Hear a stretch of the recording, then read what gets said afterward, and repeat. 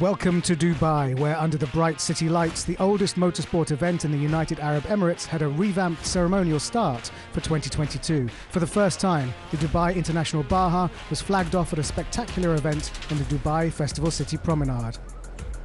Dignitaries, including His Highness Sheikh Mansour bin Mohammed bin Rashid Al Maktoum, carried out the formalities, joined by the FIA President Mohammed bin Sulayem, at his home event where he competed and won many times in its former incarnation as Dubai International Rally.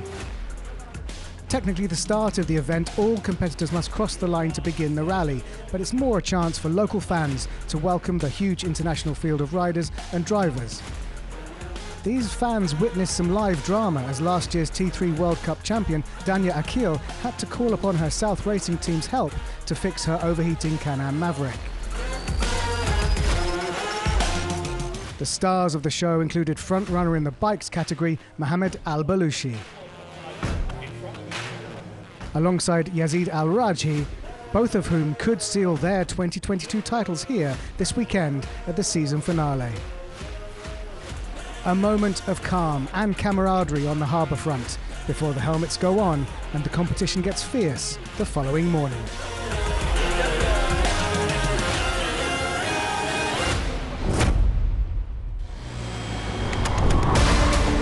Friday, 2nd of December, National Day for the United Arab Emirates, is leg one of the rally.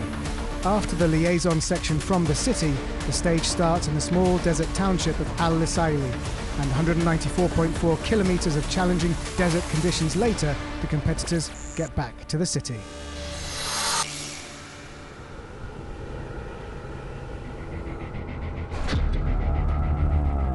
The 2022 Dubai Baja finally ready to rev into life, with the bikes as ever having the honour of starting the latest edition of UAE's oldest motorsport event.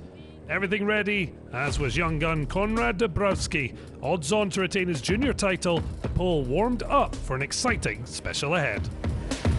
I feel good.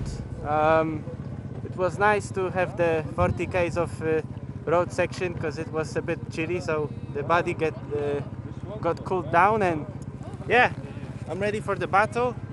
The weather's nice as always, so it's going to be a fun day. The event taking place over the 51st birthday of the nation, only adding to the occasion. It therefore appeared written in the sand that their own star would shine the brightest. Yet the dream quickly caught Al Qudri quicksand as World Cup leader Mohammed Al-Balushi suffered a mechanical failure after refueling, the Red Bull man not enjoying his homecoming the way he'd envisaged. The 2018 champion home in 26, an hour and 45 minutes down from the eventual winner. Only an hour better off, Fabio Magaez did a sterling job to limit the damage caused by his broken clutch to place 11th. This is why in motorsports, nothing is certain until the very end.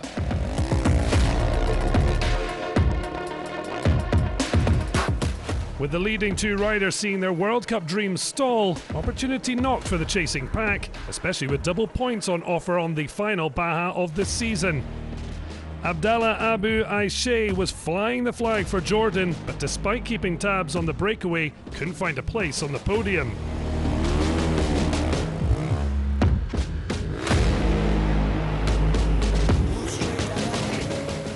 Marcus Rees-Stravos was second to compatriot Alex McGuinness in the opening special of the Saudi Baja last month. This time he was the greatest Briton.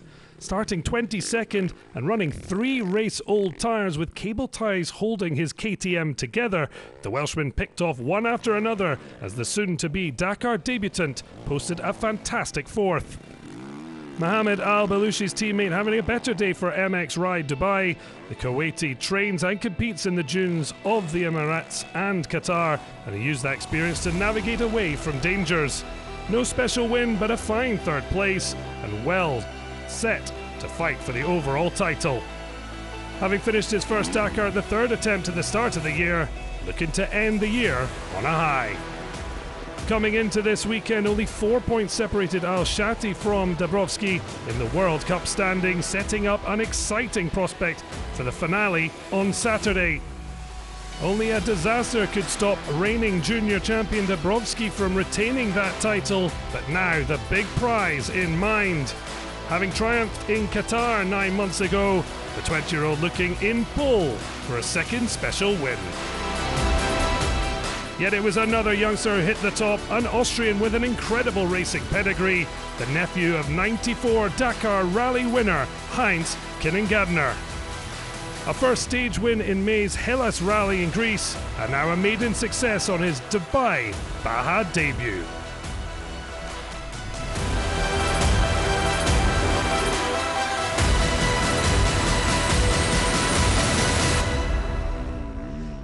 It was a great day. I'm feeling so comfortable. It's only my second time here in the dunes in United Arabian States, so I'm very happy about it and for sure hope I can win. Double shock, a stunning debut win for Ebster ahead of new championship favourite Konrad Dabrowski. Dutch rider Mirjam Poel finished 19th on what looks like her retaining her women's world crown. Yet eyes drawn to the dejected figure of Al Belushi. A highly successful rider, the 2018 champion, but this showing the two-faced nature of top-class competition. MX Ride Dubai team mechanics working out what went wrong, trying to be ready for tomorrow.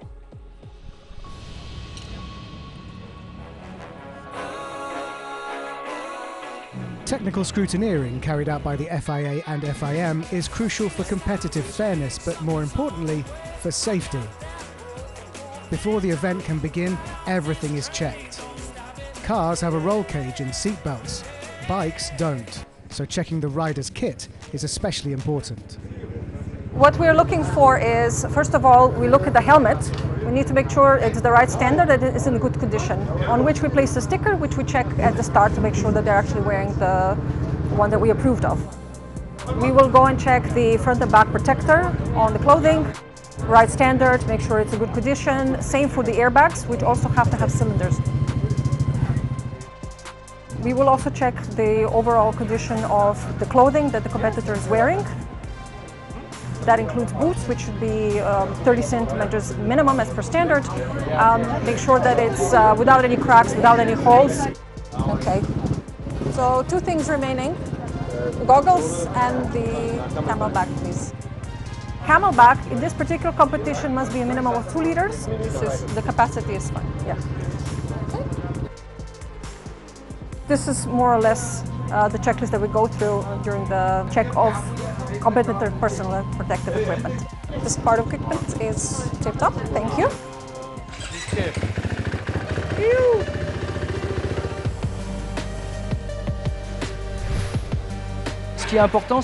It's important to go racing, but what's super important is to have optimal safety. There's a pre-control first that happens at the entry. Okay. On board, you need a scissor-style object for cutting the seat belts. Safety belt cutter, it's okay.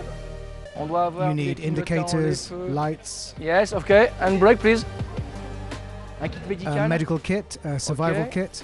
Un kit de survie. Okay, this way it's okay, okay. Alors les coupes-circuits, c'est important. The circuit breaker is important, one in the car for the driver or the co-driver, and 2 on the exterior for the marshals or anyone who comes to help, to cut the engine from outside. Yes, it's correct, okay. And then there's a second control here, where we check the seats, the seat fixings, the harnesses, also the engine. There is a number, and then we seal the box. We also seal the differential, the turbo, and we note it on an official document. All these numbers, which will then be controlled during the race. We are the police, but they understand it is for their safety. They want to run the car, we want the race. It's the role of the FIA to control and respect the norms. C'est le rôle de la FIA de contrôler, de faire respecter des normes.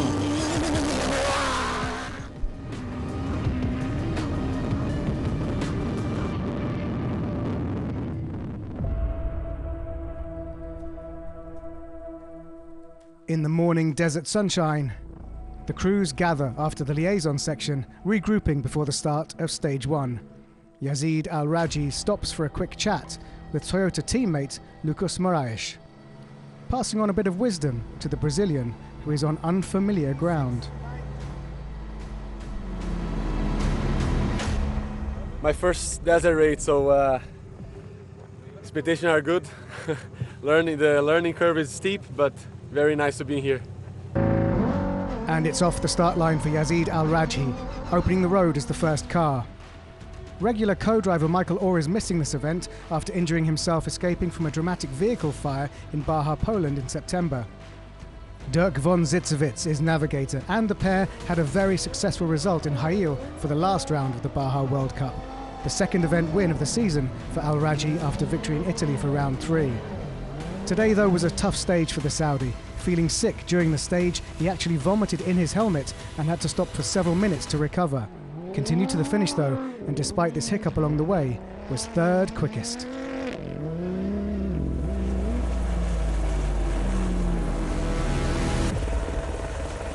For me, not good day. I sick in the stage and I stop. And again I sick, and I think for us is difficult day with sick. Very important to keep front of Zabital. And I think we lose some time today, but not too much. And tomorrow we have good day, we take some medicine, and tomorrow is different day. The constant flow of small, soft sand dunes proving a challenge for many drivers today. Not for this guy though, a strong stage for Egyptian driver Ahmed El-Shami in the two-wheel drive fast and speed buggy, completing 5th quickest overall. Now, Miroslav Zapletal is the only driver who can still steal the title from Al-Rajhi. This crew has been on the podium 4 times this season, with second places in Jordan, Poland and Saudi. Co-driver for Zapletal, Marek Sikora, has already sealed the 2022 World Cup title for co-drivers. Can his teammate take the same step? 4th quickest on the stage, 16 minutes off the scratch time. It was a great stage for Dutch driver Erik van Loon, 2nd quickest with a time of 3 hours, 36 minutes and 52 seconds. With his wife also competing in the T3 class, the veteran rally driver is aiming for a podium this weekend, as well as prepping the Toyota Hilux for Dakar duties. The local wildlife makes negotiating this terrain look very easy. And today, so did Lucas Moraes. Teammate to Al-Rajhi and Van Loon in Toyota Overdrive, the Brazilian has German co-driver Timo Gottschalk alongside him for the first time, on a mission to prepare for their Dakar entry next month. They're not in the title fight, but by winning the stage, the event is proving successful. A stage win by nearly 7 minutes over Van Loon. It's my first race in the desert, so I'm very, very happy to be able just to finish. Some places that I never thought a car could go, but Timo was saying, yeah, just keep going, you're gonna be fine. And we start crossing. Yeah, we didn't stop for nothing, clean stage.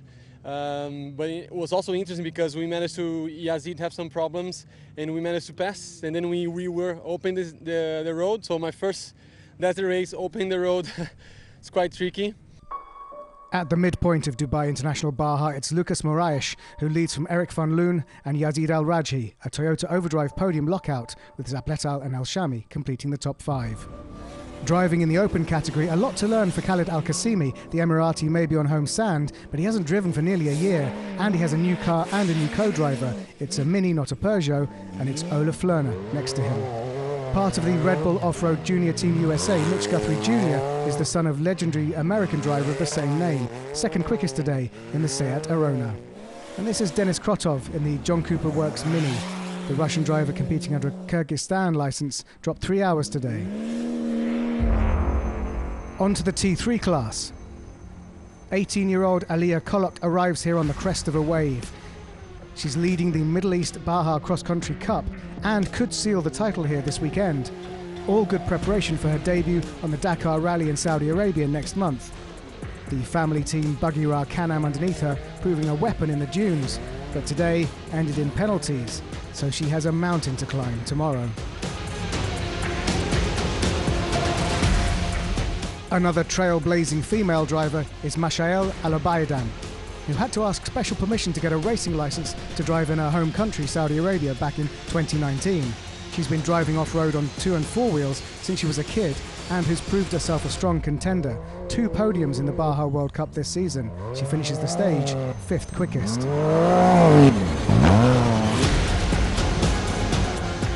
Saudi driver Hamad Nasser Al Harbi steering his Can-Am Maverick over the soft undulating dunes, currently second in the FIA Middle East Cross Country Cup for Bajas behind Aliyah Kolok. He needs to outscore her this weekend by 23 points to take the title, and today he finished the stage 4th, ahead of the penalised Aliyah. Representing South Racing Middle East, Dubai resident Brit Thomas Bell is another driver taking the opportunity of dune riding as a test for the Dakar Rally. And he knows this part of the United Arab Emirates very well. A strong drive against the World Cup regulars, Bell 3rd quickest on the stage. We had loads of fun. First thing is our 2 ERTF don't work, so we're back to the old start. Which is great because we're old guys, you know, so old guys could do it the old way. But yeah, it was a real tough roof today. Lots and lots of technical dunes. You had to drive basically with a lot of intelligence, which we haven't got, so we're lucky to get to the end. The 2021 T3 Baja World Cup champion, Dania Akil, may not be able to defend her title as Alvarez has already outscored her enough this season to seal the deal, but she's still pushing. And having to overcome the start ramp scare last night, the Can-Am Maverick is clearly firing on all cylinders too. Akil completes the stage in 4 hours, 3 minutes, 59 seconds, only 1 minute 15 off the scratch time.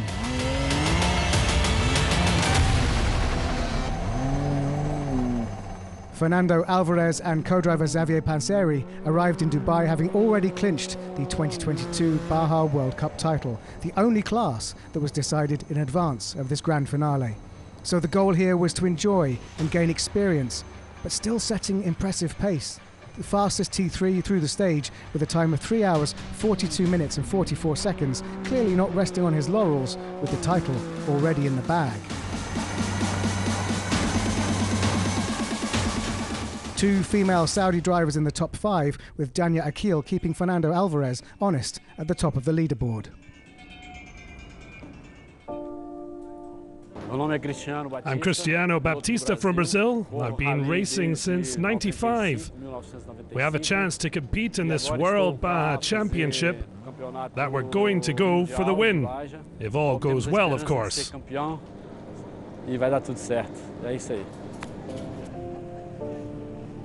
I am Fausto Mota. I am co-driver from Cristiano Batista, and we come to Dubai to win the championship. Our first goal is to win the race. It's important. If we do that, we'll be World T4 champions. It will prepare us for other challenges too, but our focus for sure is on tomorrow.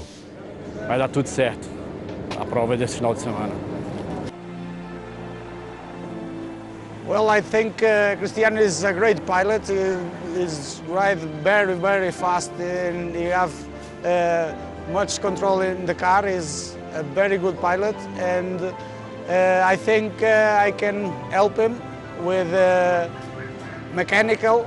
Can help him in mechanical parts, and with navigation is my job. Our main rival is here, Mashari Al Tafiri, but we know if we finish 4th at least, it will be enough to win the championship. It gives us a clear goal, so that's, of course, going to be our main focus. Cristiano doesn't know go slowly. We need to break him because he's gonna fast, always full gas. Very, very, very secure, but always full gas. I'm not afraid. I think we need to do our race, not afraid of nothing. We need to do our job, and if we do our job well, everything goes well. And yet, in the world of motorsports, things rarely go to plan.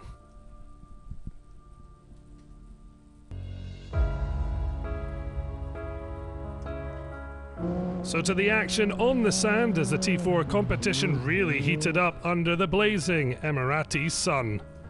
And with only 1 point advantage over Mishari Al Tafiri, the pressure appeared to produce a crack in their pre-race optimism. Cristiano Batista quickly losing sight of his Kuwaiti rival. The Brazilian had won the most Bajas this season, the last 2 in Portugal and in Saudi Arabia, to add to their success in Italy, but they picked the worst possible moment to fall behind. Without a victory to his name, Kuwait's Al Tafiri has shown admirable consistency, standing on 3 Baja podiums throughout the year. Leading out at pace alongside the Goxal family, the title fight was really on. 3 places and almost 30 seconds on Batista, a 5th place was a fine end to the Kuwaitis Friday. While a previous quad and T5 world champion, Kees Koolen's hopes of a 3rd category crown were dashed in the Saudi desert, yet with a 20-point advantage over Spaniard Edouard Pons, Koolen's 4th place primed him for the overall podium. Just like the SSVs themselves, side by side with the chase for World Cup glory, there was a family affair at the heart of the Dubai International Baja, and the Goxel clan dominated. Marek earned 4th overall in the Dakar Dunes to just miss out on the podium despite 7 special successes. No such worry this time, but the eldest of the Energy Landia rally team crew, Marek played 3rd fiddle to his son and brother. Eric has already made history, having spent Dakar 2022 being the unofficial Goxel translator. The 18-year-old finally permitted to sign up himself. He'll be the youngest ever Dakar competitor. Warming up for the challenges ahead, Eric became a Polish drift champion, and despite his June debut, co-pilot Oriol Mena helped him produce a brilliant performance. The teenager edging his dad by just under 5 minutes, almost the same time he was from a stunning maiden success. But he couldn't quite reel in his uncle, Michel. The younger Goxal brother earning 2 Dakar stages himself, for 9 overall between the pair, but they were impatient to have Eric join the competitive action. Michel showing him how to win as he and co-driver Francois Cazelet made light of nearly 9 months away from the dunes.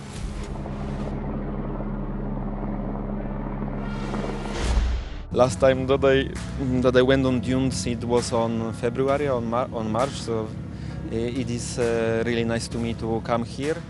Michel taking the Baja special honours, but a truly special moment for his nephew, Eric. A season that has produced so many highlights already, with more to come. For now, a chance to soak in his first major step in likely a long and successful career. I must say that it was my first stage in my life. I was a little bit scared. Everybody told me it's going to be difficult.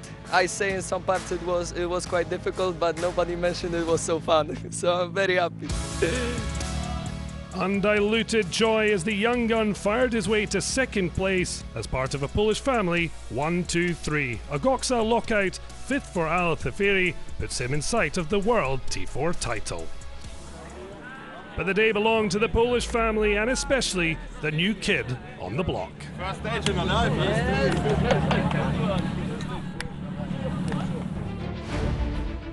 And finally, the Nationals.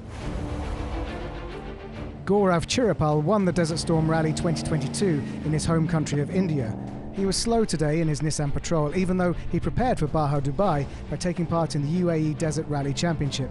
He may have faced issues or got lost, as he was very slow compared to the others. At this point, we just don't know.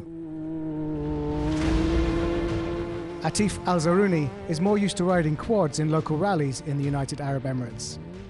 Today, the Emirati in the Can-Am Maverick was hit by heavy penalties.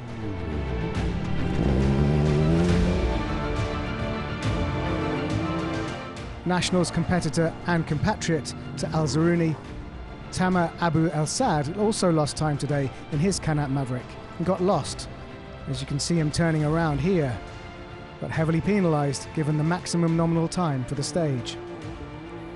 Now, Rashid Al-Ketbi won the UAE Rally Championship back in 2004 and was very fast today in his Can-Am Maverick, staying out of trouble to finish 2nd with a time of 4 hours, 21 minutes and 26 seconds. Danish entrepreneur living in Dubai, Andreas Borgman was on great form in the national class. He's taken part in local rallies in the UAE previously, and that experience showed here on leg one. Fastest, without major problems, started first, finished first. Part of it is still the same, which is nice flow, but there's a section that is really tough. It's like 2 meter and a half bumps, just boom, boom, boom, boom. So it's a very tough route, but good. You learn a lot. You know, it's not just a smooth thing. You learn how to control your car. So, with heavy penalties for 3 of the 5 entrants in the Nationals class, it is Borgman leading from Al Ketbi for the top 2 steps of the podium. That's leg 1 of the Dubai International Baja wrapped up for today. Join us tomorrow for leg 2 of this season finale.